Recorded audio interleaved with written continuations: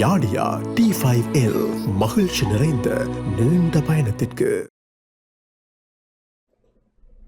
வணக்கம். டான் தமிழின் காலநேர பிரதான செய்திகளுடன் நான் குணம் துஷ்யந்தன்.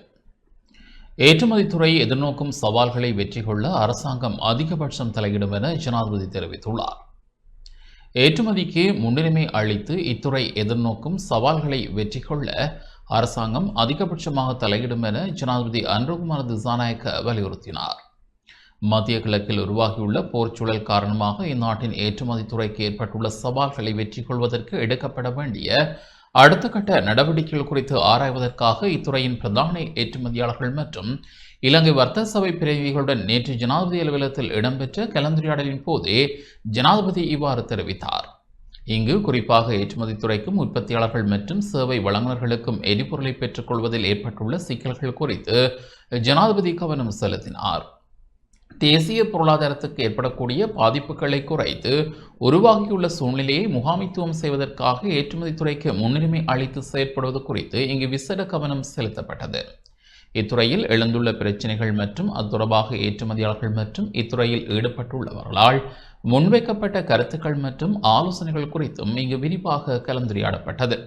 தொழில் அமைச்சரும் நிதி மற்றும் திட்டமிடல் பிரதி அமைச்சருமான கலாநிதி அனில் ஜாந்த பெர்னாண்டோ, நிதி திட்டமிடல் மற்றும் பொருளாதார அபிவிருத்தி அமைச்சின் செயலாளர் கலாநிதி ஹர்ஷன சூரிய பெரும, ஜனாதிபதியின் பொருளாதார ஆலோசகர் சுமிந்த கூலங்கமுவ, இலங்கை ஏற்றுமதி அபிவிருத்தி சபையின் தலைவர் மங்கள விஜயசிங்க ஆகியோருடன் பிரெண்டெக்ஸ் குழுமத்தின் பிரதம நிறைவேற்று அதிகாரி அஷ்ரப் ஒமர் ஒன்றிணைந்து ஆடை சங்கங்கள் மன்றத்தின் தலைவர் ஃபீலிக்ஸ் பெர்னாண்டோ, இலங்கை ரப்பர் உற்பத்தியாளர்கள் மற்றும் ஏற்றுமதியாளர்கள் சங்கத்தின் பணிப்பாளர் நாயகம் கலாநிதி ஜிசர ரணதுங்க, இலங்கை தேயிலை ஏற்றுமதியாளர்கள் சங்கத்தின் தலைவர் ஹசிபா அப்ரவலி மற்றும் இலங்கை வர்த்தக சபை கொள்கலன் போக்குவரத்து வாகன உரிமையாளர்கள் சங்கம், இலங்கை தென்னை சார்ந்த தொழில்துறையினர் சபை, தேசிய ஏற்றுமதியாளர்கள் சபை உள்ளிட்ட ஏற்றுமதி துறை சார்ந்த உற்பத்தி மற்றும் சேவை வழங்கும் நிறுவனங்களின் பிரதிநிதிகள் குழுவினுடன் இந்நிகழ்வில் கலந்து கொண்டனர்.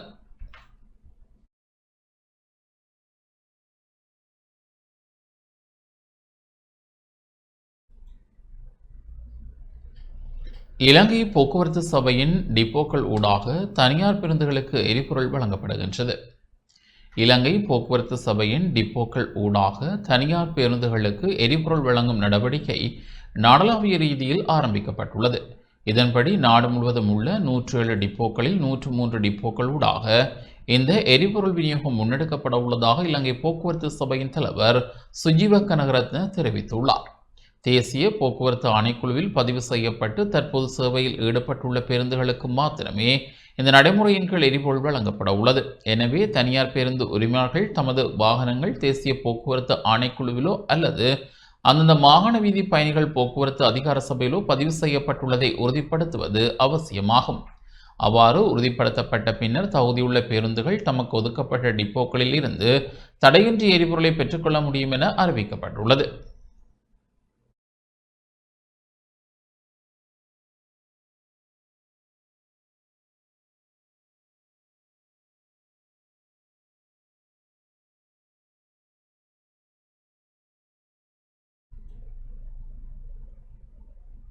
தேசிய இளைஞர் சபை மன்றத்தினால் நடாத்தப்படும் இளைஞர் பரிமாற்ற வேலை திட்டம் வடமராட்சி கிழக்கில் இடம்பெற்றது. தேசிய இளைஞர் சபை மன்றத்தினால் நடாத்தப்படும் இளைஞர் பரிமாற்ற வேலை திட்டம் வடமராட்சி கிழக்கு செம்பியன்பேற்றில் இடம்பெற்றது. இந்நிகழ்வில் புத்தளம் மாவட்டத்திலிருந்து வருகின்ற இளைஞர் யுவதிகளை வடமராட்சி கிழக்கு செம்பியன் இளைஞர் கழகத்தினர் மற்றும் வடமராட்சி கிழக்கு இளைஞர்கள் வரவேற்றதை தொடர்ந்து நிகழ்வுகள் ஆரம்பமானது. புத்தளத்தில் இருந்து வருகின்ற இளைஞர் மற்றும் யுவதிகள் இணைந்து வடமராட்சி கிழக்கின் வரலாறு பின்னணியால் பிறப்பிக்கப்படும் கிராமிய விளையாட்டுகளை விளையாடி மகிழ்ந்தனர். தொடர்ந்து தமிழர்களின் பாரம்பரிய உணவுகள் புத்தள இளைஞர் யுவதிகளுக்கு சமைத்து கொடுக்க அவர்கள் உண்டு மகிழ்ந்தனர். பின்னர் வடமராட்சி கிழக்கு இளைஞர்கள் மற்றும் புத்தளம் இளைஞர்கள் இணைந்து செம்பியன்பேற்று வடக்கு கடற்கரையில் தமது மாலை பொழுதினை கழித்தனர். தொடர்ந்து வடமராட்சி கிழக்கு இளைஞர்கள் சம்மேளனத்துக்குட்பட்ட இளைஞர்களால் செம்பியன் பொதுநோக்கு மண்டபத்தில் கலை நிகழ்வுகள் நடாத்தப்பட்டன.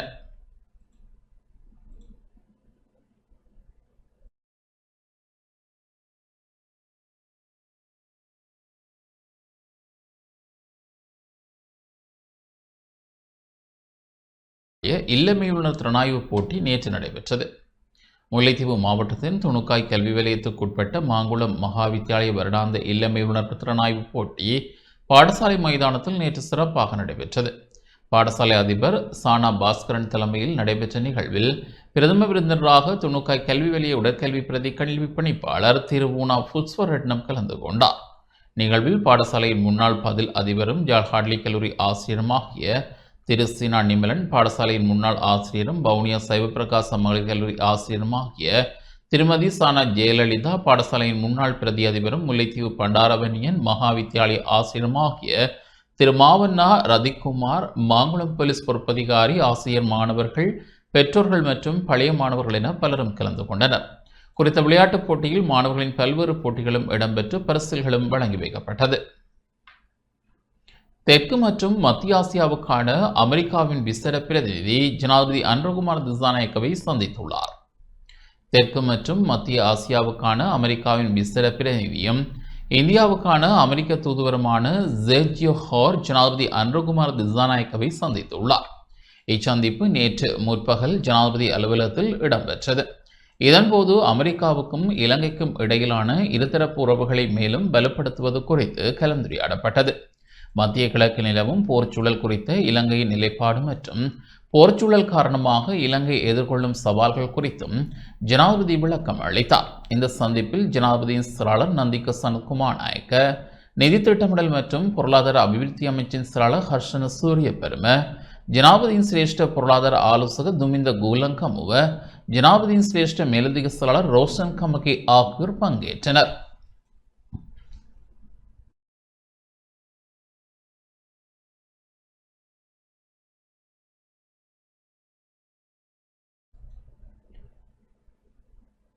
எரிபொருள் இருப்பு தொடர்பான விவரங்களை அறிய புதிய செயலியை வழங்குங்கள் என நாடாளுமன்ற உறுப்பினர் முஜிபுர் ரஹ்மான் தெரிவித்துள்ளார். எந்தெந்த எரிபொருள் நிரப்பு நிலையங்களில் பெட்ரோல் மற்றும் டீசல் கையிருப்பில் உள்ளது என்பதை கண்டறியக்கூடிய ஒரு புதிய செயலியை உடனடியாக அறிமுகப்படுத்துமாறு நாடாளுமன்ற உறுப்பினர் முஜிபுர் ரஹ்மான் தெரிவித்துள்ளார். நாடாளுமன்றில் நேற்று உரையாற்றும் போதே அவர் இதனை தெரிவித்துள்ளார். මම යෝජනා කරන මාළු ඉන්න තැන ඇප්පල්ලන්න පස්සේ දෙන්න. දැන් පෙට්‍රල් ෂෙඩ් වල පෙට්‍රල් තියෙන ෂෙඩ් ටික හොයාගන්න ඇප් එකක් දෙන්න. தற்போது நாட்டில் பல எரிபொருள் நிரப்பு நிலையங்கள் மூடப்பட்டிருப்பதை காண்கிறோம். கடந்த காலங்களில் ஜனாதிபதி அவர்கள் தேர்தல் பிரசாரங்களின் பொழுது மீன்கள் இருக்கும் இடத்தை கண்டறிய ஒரு செயலியை வழங்குவோம் என்று கூறியிருந்தார். எனது யோசனை என்னவென்றால், அந்த மீன் பிடிக்கும் செயலியை பிறகு வழங்கினாலும் பரவாயில்லை. தற்பொழுது மக்களுக்கு மிகவும் அவசியமானது எரிபொருள். எனவே எந்தெந்த எரிபொருள் நிரப்பு நிலையங்களில் பெட்ரோல் மற்றும் டீசல் கையிருப்பில் உள்ளது என்பதை கண்டறியக்கூடிய ஒரு புதிய செயலியை உடனடியாக அறிமுகப்படுத்துமாறு கேட்டுக்கொள்கிறேன். இது மக்களுக்கு மிகவும் பயனுள்ளதாக இருக்கும். இல்லை என்றால் மக்கள் எரிபொருளை தேடி கொழும்பு முழுவதும் அல்லது நாடு முழுவதும் ஒரு எரிபொருள் நிலையத்திலிருந்து மற்றொரு எரிபொருள் நிலையத்திற்கு அலைந்து தெரிய வேண்டியுள்ளது. எனவே அந்த செயலியை விரைவாக உருவாக்கி தருமாறு கேட்டுக்கொள்கிறேன். මේ ජීවන තත්ත්වය කඩා දාන්න එපා. ඊටාම අසීරු තැනකට මේ ජනතාවද පත් වෙලා තියෙනවා. இலங்கையில் சவால் மாதத்திற்கான தலைப்புரை தென்படாத காரணத்தினால் எதிர்வரும் சனிக்கிழமை மார்ச் மாதம் 21ஆம் தேதி நோன்பு பெருநாள் கொண்டாடப்படும் என உத்தியோகபூர்வமாக அறிவிக்கப்பட்டுள்ளது.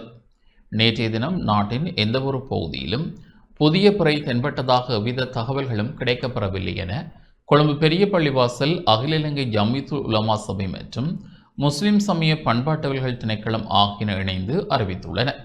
இதன்படி புனித ரமலான் மாதம் 30 நாட்களை பூர்த்தி செய்கிறது. எனவே ஹிஜ்ரி 1447ஆம் ஆண்டின் ஷவ்வால் மாதத்தின் முதல் நாளான ஈதுல் பித்ர் நோன்பு பெருநாள் நாளை சனிக்கிழமை கொண்டாடப்பட உள்ளது.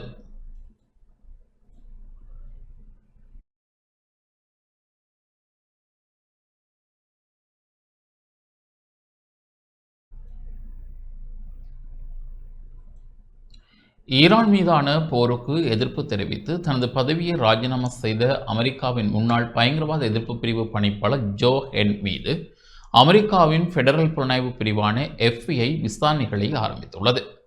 தேசிய பயங்கரவாத எதிர்ப்பு மையத்தின் பணிப்பாளர் பதவியிலிருந்து அவர் விலகுவதற்கு முன்னரே வகைப்படுத்தப்பட்ட இரகசிய தகவல்களை கசியவிட்டதாக கூறப்படும் குற்றச்சாட்டின் அடிப்படையில் இந்த விசாரணைகள் முடுக்கி விடப்பட்டுள்ளன.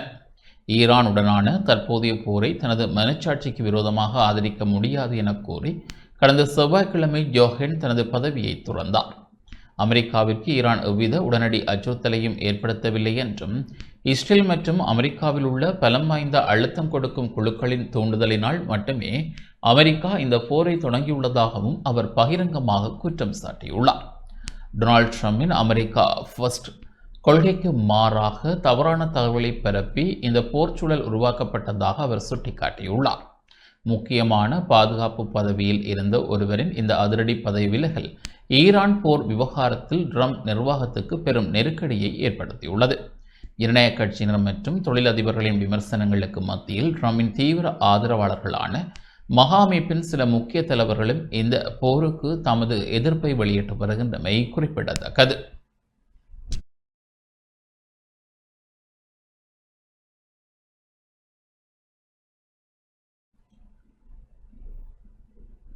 வளைகுடா நாடுகள் மீதான ஈரானின் தாக்குதல்களை கண்டித்து ஐக்கிய நாடுகள் பாதுகாப்பு சபையில் கொண்டுவரப்பட்ட தீர்மானத்துக்கு இலங்கை ஆதரவு வழங்கவில்லை என வெளிவார அமைச்சர் வித ஹேரத் நாடாளுமன்றில் நேற்று தெரிவித்தார். குறித்த தீர்மானம் ஒருதலைபட்சமானது என்றும் சமநிலையற்ற இவ்வாறான முன்மொழிவுகளுக்கு இலங்கை ஒருபோதும் ஆதரவு வழங்காது என்றும் அவர் சுட்டிக்காட்டியுள்ளார். சிறிய நாடாக இருந்த போதிலும் உலக அமைதிக்கான முயற்சிகளில் இலங்கை உறுதியான மற்றும் தெளிவான முடிவுகளை எடுத்து வருவதாகவும் அமைச்சர் இதன்போது வலியுறுத்தினார். கடந்த மார்ச் 11ஆம் தேதி கொண்டுவரப்பட்ட இந்த தீர்மானத்தில் அமெரிக்கா மற்றும் இஸ்ரேலின் நடவடிக்கைகள் குறித்து எவ்வித குறிப்புகளும் இடம்பெறவில்லை என குறிப்பிட்ட அமைச்சர் போருக்கான பொறுப்பை ஒரு தரப்பு மீது மாத்திரம் சுமத்த முடியாது என தெரிவித்தார். மோதலில் ஈடுபட்டுள்ள இரு தரப்பினருமே தவறுகளை இழைத்துள்ளதால் நடுநிலையான நிலைப்பாட்டை பேணுவதன் மூலமே போரை நிறுத்த முடியும் என்பது இலங்கையின் நிலைப்பாடாகும். இதேவேளை அண்மையில் தாக்கப்பட்ட ஈரானிய கப்பலில் இருந்து மீட்கப்பட்ட 208 ஈரானிய கடற்படையினர் தற்போது கொழும்பு வெலிசர கடற்படை முகாமில் தங்க வைக்கப்பட்டுள்ளதாக அமைச்சர் தெரிவித்தார். அரசாங்கத்தின் செலவில் அவர்களுக்கு தேவையான உணவு மற்றும் தங்குமிட வசதிகள் வழங்கப்பட்டு வருகின்றன.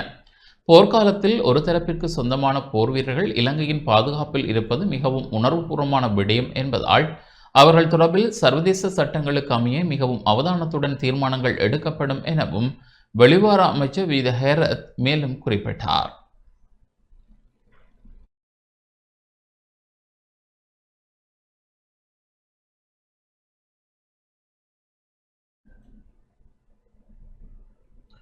சுமார் 36,000 மெட்ரிக் டன் எரிபொருளை ஏற்றிய கப்பல் ஒன்று கொழும்பு துறைமுகத்தை வந்தடைந்துள்ளது. அதன் தரையிறக்கல் பணிகள் தற்போது ஆரம்பிக்கப்பட்டுள்ளன. சிங்கப்பூரிலிருந்து வருகை தந்துள்ள இந்த கப்பலில் 14,500 மெட்ரிக் டன் ஆக்டேன் 92 ரக பெட்ரோலும் 2,850 மெட்ரிக் டன் ஆக்டேன் 95 ரக பெட்ரோலும் அடங்கியுள்ளன. இவற்றுடன் 18,600 மெட்ரிக் டன் டீசலும் நாட்டுக்கு கொண்டு வரப்பட்டுள்ளதாக இலங்கை கனிம எண்ணெய் கூட்டுத்தாபனம் தெரிவித்துள்ளது. இதேவேளை நாட்டின் தடையற்ற எரிபொருள் விநியோகத்தை உறுதிப்படுத்தும் வகையில் இம்மாதம் 21, 22, 29 மற்றும் 30ஆம் தேதிகளில் மேலதிக எரிபொருள் கப்பல்கள் நாட்டை வந்தடைய உள்ளன. எதிர்வரும் ஏப்ரல் மாத இறுதி வரை நாட்டுக்கு தேவையான அனைத்து எரிபொருள் இருப்புகளையும் கொள்வனவு செய்ய ஏற்கனவே கட்டளைகள் பிறப்பிக்கப்பட்டுள்ளதாக கூட்டுத்தாபனம் உறுதிப்படுத்தியுள்ளது. உலக சந்தையில் நிலவும் அப்போதைய விலைகளுக்கு அமையவே இந்த எரிபொருள் கையிருப்புகள் கொள்வனவு செய்யப்படுவதாகவும் சந்தை நிலவரங்களுக்கு ஏற்ப செலவுகளை நிர்வகிக்க நடவடிக்கை எடுக்கப்பட்டுள்ளதாகவும் கனிம எண்ணெய் கூட்டுத்தாபனத்தின் தலைவர் மேலும் தெரிவித்துள்ளார்.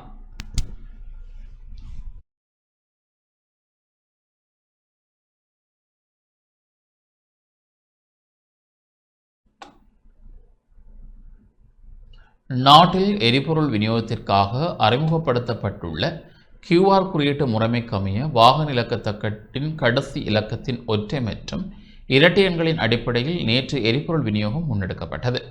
இதன்படி இரட்டை எண்களை கொண்ட வாகனங்களுக்கு இரட்டை எண்களை கொண்ட நாட்களிலும் ஒற்றை எண்களை கொண்ட வாகனங்களுக்கு ஒற்றை எண்களை கொண்ட வாகனங்களுக்கு ஒற்றை எண்களை கொண்ட நாட்களிலும் எரிபொருளை பெற்றுக்கொள்ள அனுமதி வழங்கப்பட்டுள்ளது. இந்த நடைமுறையின் கீழ் எரிபொருளை பெற்றுக்கொள்ள QR குறியீட்டை சமர்ப்பிப்பது கட்டாயம் ஆக்கப்பட்டுள்ளது. இருப்பினும் இதுவரை QR குறியீட்டை பெற்றுக்கொள்ளாத அல்லது பதிவு செய்ய முடியாத இலங்கை கனிம எண்ணெய் கூட்டுத்தாபனம் நேற்று மாத்திரம் செல்லுபடியாகும் வகையில் விசேட சலுகை ஒன்றை வழங்கியது. இதன்படி தொழில்நுட்ப கோளாறு காரணமாக QR குறியீட்டை தரவிறக்கம் செய்ய முடியாதவர்கள் அல்லது இதுவரை எரிபொருளை பெற்றுக்கொள்ளாதவர்கள் இந்த தற்காலிக ஏற்பாட்டின் கீழ் நேற்றைய தினம் எரிபொருளை பெற்றுக்கொள்ள வாய்ப்பு வழங்கப்பட்டிருந்தது.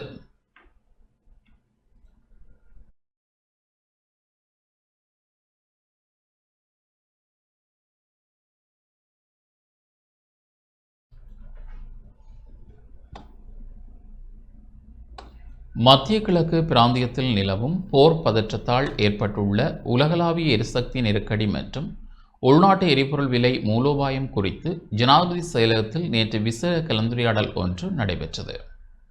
ஜனாதிபதி அன்ருகுமார் திசாநாயக்க தலைமையில் நடைபெற்ற இந்த கூட்டத்தில் உலக சந்தையில் எரிபொருள் விநியோக வலையமைப்பில் ஏற்பட்டுள்ள பாதிப்புகள் மற்றும் வரும் மாதங்களில் ஏற்படக்கூடிய விலை மாற்றங்கள் குறித்து விரிவாக ஆராயப்பட்டது. குறிப்பாக உலகளாவிய எரிசக்தி நெருக்கடிக்கு மத்தியில் இலங்கையின் பொருளாதார வளர்ச்சியை பாதிப்பின்றி முன்னெடுத்து செல்வது குறித்தும் தொடர்ச்சியான எரிபொருள் விநியோகத்தை உறுதிப்படுத்துவது குறித்தும் இதன்போது கவனம் செலுத்தப்பட்டது. 2025ஆம் ஆண்டில் அடையப்பட்ட பொருளாதார வெற்றிகளை தக்க வைத்துக் கொள்வதோடு பொதுமக்களுக்கு பாதிப்பு ஏற்படாத வகையில் எரிபொருள் விலைகளை நிர்வகிப்பதற்கான சாத்தியக்கூறுகள் குறித்து ஜனாதிபதி அதிகாரிகளுடன் கலந்துரையாடினார். இதற்காக மானிய முறைகளை அமுல்படுத்துவதற்கான சாத்தியப்பாடுகளை ஆராயுமாறு ஜனாதிபதி இதன்போது அதிகாரிகளுக்கு பணிப்புரை விடுத்தார். இந்த கலந்துரையாடலில் வெளிவார அமைச்சர் வீத ஹேரத், எரிசக்தி அமைச்சர் குமார ஜெயக்கொடி, மத்திய வங்கி ஆளுநர் கலாநிதி பி நந்தலால் வீரசிங்க உள்ளிட்ட உயர்மட்ட அதிகாரிகள் மற்றும் பொருளாதார ஆலோசகர்கள் கலந்து கொண்டனர்.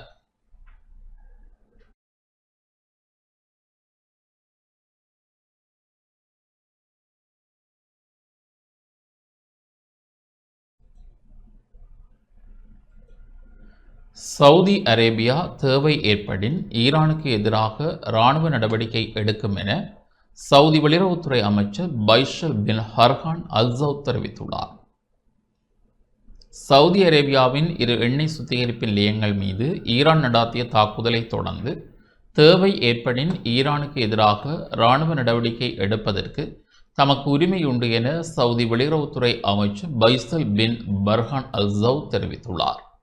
வெளியுறவு அமைச்சர்களின் சந்திப்புக்கு பின்னர் ஊடகங்களுக்கு கருத்து வெளியிடுகையில் இவ்வாறு குறிப்பிட்டார். ஈரான் தனது தவறான கணிப்புகளை மறுபரிசீலனை செய்ய வேண்டும். இவ்வாறான தாக்குதல்கள் மூலம் தெஹ்ரான் எவ்வித நன்மையும் அடையப் போவதில்லை. ஈரான் அண்டை நாடுகளுடன் பேச்சுவார்த்தை நடாத்துவதை விட அவர்கள் மீது அழுத்தம் கொடுக்கவே முயற்சிக்கின்றது.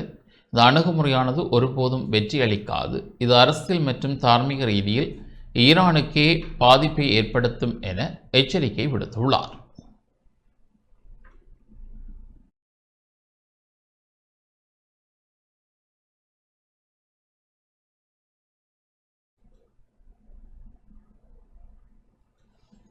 இத்துடன் டான் தமிழொலியின் காலை நேர பிரதான செய்திகள் நிறைவு பெறுகின்றன. தொடர்ந்தும் நமது நிகழ்ச்சிகளுடன் இணைந்திருங்கள். வணக்கம்.